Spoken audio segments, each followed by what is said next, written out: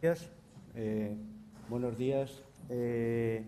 Encantado de estar aquí en lo que le llaman, como conocen ustedes, el alma de la Caixa, con unos partners como COFAS y con unos excelentes ponentes. De todos y cada uno de ellos he aprendido cosas. Y, bueno, voy a tener que hacer lo que pueda después de las magníficas ponencias por explicar mi parte. No sin antes decir un par de detalles. El primero es que me alegro tremendamente de algunas de las exposiciones, porque me he dado cuenta que hace tantos años, cuando estudié economía, no estudié en vano a los grandes clásicos. Se ha mencionado a Adam Smith, se ha mencionado a Keynes. Digo, igual va a salir, no sé si oportuno, Friedman por ahí también. En cualquier caso, estoy contento de saber que los grandes clásicos siempre están ahí, como los grandes escritores y los grandes directores de cine, y que de todos ellos se aprende siempre. Entonces, me ha alegrado mucho rememorar mis tiempos de estudiante de economía. Y, en segundo lugar, como tienen ustedes en el programa, he tenido que sustituir a nuestra directora de Comercio Exterior, Ana Díez, que era la que estaba previsto que hiciera la ponencia, con lo cual he tenido muy poco tiempo. Intentaré transmitir sus ideas y que, ante la opción que se nos presentaba de hacer la ponencia o cancelarla y trastocar el horario, hemos decidido hacerla, y espero que ustedes no se arrepientan al final y digan por qué no la cancelaron. Entonces, en ese sentido, voy a hacer todo lo posible por que no se arrepientan ustedes de aguantar estos 15 minutos más de mi ponencia. Si me permiten. Está por aquí minimizada.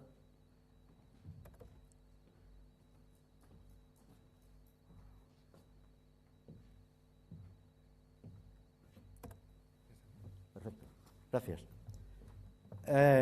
Bien, no sin antes, y me va a tener que, espero que no me riña Miguel Aguirre, que una persona de amplia experiencia en medio y largo plazo, porque voy a ser cortoplacista. Voy a hablar básicamente de corto plazo y voy a hablar de exportaciones, importaciones, cómo vemos el mercado muy cortoplacista y en estos momentos, que es la exposición que tenía preparada pues Ana Díez y que voy a intentar defenderla lo mejor que pueda y sepa. Bien, a nivel de panorama, perspectivas generales, pues me alegra en parte, a pesar de la responsabilidad de ser el último y que ya los pillo cansados, me alegra en parte haber estado aquí porque verán que vamos coincidiendo en aspectos macro, en aspectos principales, aunque yo lógicamente no voy a hablar de macro, que hay personas mucho más capacitadas, pero verán que en las ideas fundamentales coincidimos en muchos aspectos, y algunas ponencias de esta mañana me han allanado el camino. No es que me la hayan allanado, ya estaba preparada la ponencia, no la he preparado ahora, con lo cual me alegro de que coincidamos en algunos detalles. En perspectivas generales, pues, ¿qué les voy a decir? Los requisitos de solvencia de capital en las entidades financieras tienen un impacto general en concesión de crédito. La última palabra el Power se la ha comido. En concesión de crédito, esta mañana ha pasado muy de puntillas y tiene una importancia absolutamente capital en la repercusión que va a tener y que tiene y que está teniendo para la financiación a corto de las empresas. Y José Carlos ha pasado de puntillas, pero en la presentación por abajo tenía Basilea III. Bueno, les voy a explicar 4 datos del impacto que va a tener y que tiene Basilea III, porque es absolutamente capital. En cualquier caso, los requisitos de solvencia están viendo cada día en la prensa si la solvencia de la entidad financiera está en un 6, está en un 7, está en un 10 o está en un 11. Y, por lo tanto, eso afecta en un torpedo a la línea de flotación en la financiación a corto de las empresas. Ya no digo a largo, que bastante se ha hablado de deuda, etcétera, y me voy a limitar a corto plazo, que quizás me encuentro más cómodo, tengo mayores conocimientos. En segundo lugar, una mayor exposición a los riesgos de insolvencia con la consecuencia de elevación de primas y dificultades de cobertura. ¿Qué voy a decirles si tenemos como partner a COFAS? Si lo saben perfectamente, y supongo que ustedes lo están viviendo. Entonces, la mayor exposición a los riesgos de insolvencia, y se está hablando de países emergentes y se está hablando de dónde está el futuro y en el destino de la exportación española de bienes a corto plazo, a dónde estamos yendo, y les voy a mostrar después algunos datos que no son necesariamente coincidentes con los datos macro de perspectivas internacionales, sino mucho más cortoplacistas. Y, por lo tanto, la exposición a riesgo de insolvencia y la elevación de primas son consecuencia inmediata y directa de los tiempos, y poco más creo que les tenga que añadir ahí, y luego podemos hablar después en el coloquio.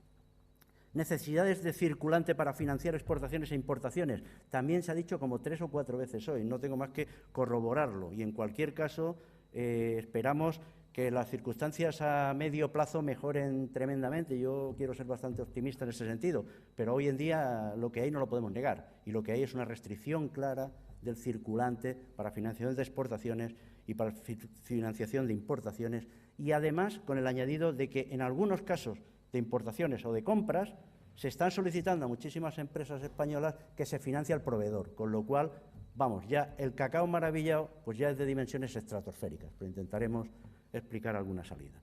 Y después hablar de una restricción del funding o del fondeo y de límites de confianza interbancaria.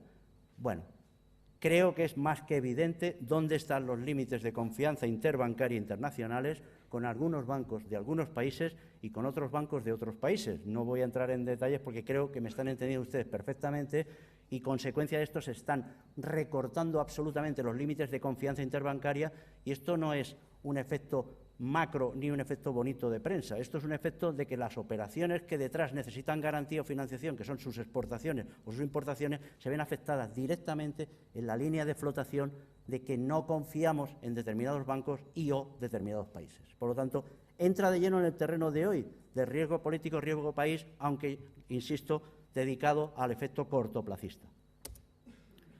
El panorama general y de forma muy breve, ¿dónde estamos y de dónde estamos saliendo? Bueno, se ha titulado así, no sé si están de acuerdo, estamos saliendo. Yo creo que aquí se han dado algunas luces de esperanza, yo soy optimista en ese sentido, en la medida en mi pequeño mundo de lo que veo. La persistencia a corto y medio de las dificultades de financiación, un incremento de utilización de instrumentos tradicionales documentarios, back to the classics, increíble, pero se ha dado un vuelco tremendo por niveles de riesgo, y precisamente el compañero de Sidonio está diciendo, valoramos muchísimo los riesgos de clientes. Bueno, una forma de valorarlo es el factoring, es la compra sin recurso u otros productos en el mercado, pero otra forma es volver a instrumentos de cobertura bancaria que den garantía a los cobros. Hay modalidades y, en cualquier caso, se ha vuelto a la utilización de instrumentos tradicionales de forma importante, créditos, confirmaciones bancarias, avales, garantías, modalidades de crédito stand-by, etcétera, etcétera, que luego, en todo caso, si quieren, podríamos entrar en detalles. Una incertidumbre en los límites de confianza y riesgo y, por lo tanto, los sistemas de riesgo clientes, Open Account. Lo ha dicho exactamente, creo que hace 5 minutos el compañero, y con lo cual me alegro, y ha dicho que tenemos muchas coincidencias y, por lo tanto, hay que valorar ese límite. Y las coberturas, pues miren ustedes, las coberturas son las que tienen ustedes disponibles, y ahí están mucho más capacitados los compañeros de COFAS para hablar de ellas. Por otra parte, un incremento en la demanda de necesidades de financiación para proveedores extranjeros. Bueno, financiar a algunos proveedores extranjeros cuando se puede y cuando estamos todavía en condiciones de mejora respecto a tipos de interés y condiciones financieras que otros países, aunque pueda parecer increíble, es así, pues también es un elemento diferenciador de primera línea, y en algunos casos pues lo estamos consiguiendo. Los mercados financieros y monetarios causando turbulencias, impactando en la economía productiva, pues se ha hablado más que suficiente hoy, y por lo tanto pasa a ser una redundancia lo mío, que creo que se ha explicado con muchísima más profundidad que lo que puedo hacer yo aquí. Y como consecuencia, incrementos de primas de riesgos de cobertura y una concesión más estricta del riesgo, motivado por el consumo y los límites de capital que tienen las entidades financieras. Y esto derivado, insisto, de los requisitos de solvencia que se exigen hoy en día a las entidades financieras y de los requisitos que se van a exigir todavía con mucha más rigidez, visto los últimos acontecimientos de los últimos años, en los acuerdos de Basilea III, que luego les haré 3 menciones o 3 pinceladas pequeñas. Mostrarles muy rápidamente, antes he hablado de los actores, hombre, los actores principales de esta obra de teatro, los más importantes ya los han enumerado, pero vean ustedes el gráfico evolución 2009-2011, dólar-euro, y fíjense ustedes lo que está haciendo, y fíjense ustedes en según qué momento, si tiene mérito o no tiene mérito, seguir exportando con coberturas de riesgo, con tipos de cambio, como lo he comprobado el de mercado hace un ratito, justo antes de entrar, a 1,46, tipo de salida de hoy del dólar. Y bueno, pues esto es lo que nos estamos encontrando. Entonces, un actor principal, el precio del petróleo, lo ha dicho Claudia y lo han mencionado algunos de los más ponentes, pero otro actor principal a corto y medio plazo, sin duda, el tipo de cambio euro-dólar, y ya se ha hablado esta mañana con algunas opiniones al respecto. El otro actor principal, y también se ha hablado bastante, y voy a pasar muy rápido, también les muestro la evolución del Euribor y Libor a 3 meses, he elegido 3 meses, podría haber elegido a 6, pero en cualquier caso vean ustedes también la evolución de tipos de interés de mercado sin diferenciales, sin spread. Y por lo tanto vean dónde está el dólar, vean dónde está el euro y también esta mañana los tipos de mercado los he consultado en Internet directamente, que los tenemos accesibles y decirles que el dólar a 3 meses estaba a un 0,25, con lo cual siguen en constancia y que el LIBOR a 3 meses del euro, el Euribor al 1,40 aproximadamente en tipos interbancarios de mercado. Por lo tanto, esta es la tendencia que siguen y ya les ha mencionado el ponente que ha tenido que marchar que la elevación de un cuartillo de punto o algo por el estilo del Banco Central Europeo está ahí y cierne sobre las cabezas de todos. ¿Qué les muestro aquí? Pues les muestro algo que es muy bonito como estudio, sobre todo para nosotros, para las entidades financieras, pero quiero mostrárselo en la repercusión o por qué se ha hecho este estudio y en qué repercusión tiene a corto plazo o va a tener para las empresas, sobre todo en financiación de circulante de exportaciones.